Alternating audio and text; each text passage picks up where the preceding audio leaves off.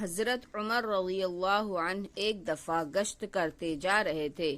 رات کا وقت تھا۔ ایک گھر سے ایک عورت کے اشعار پڑھنے کی آواز آئی جن میں عشقیہ مضمون تھا۔ حضرت عمر رضی اللہ عنہ نے اس عورت سے پوچھا کہ تجھ کو کیا ہوا کہ زور سے اشعار پڑھ رہی ہے؟ اس نے بتایا کہ میرا شوہر آپ کے حکم پر جہاد میں گیا ہوا ہے، اس کی یاد میں یہ اشعار پڑھ رہی ہوں۔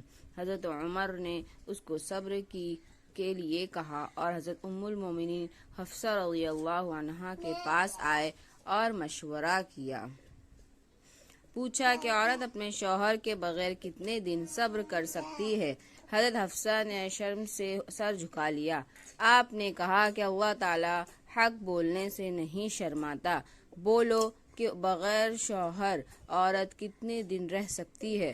حضرت حفصہ رضی اللہ عنہا نے بتایا 4 یا 6 مہینے۔ اس پر حضرت عمر رضی اللہ عنہ نے تمام علاقوں میں فرمان بھیج دیا کہ فوجیوں کو 4 ماہ سے زیادہ نہ روکا جائے۔ مزید ویڈیو کے لیے سبسکرائب مائی چینل۔ شکریہ۔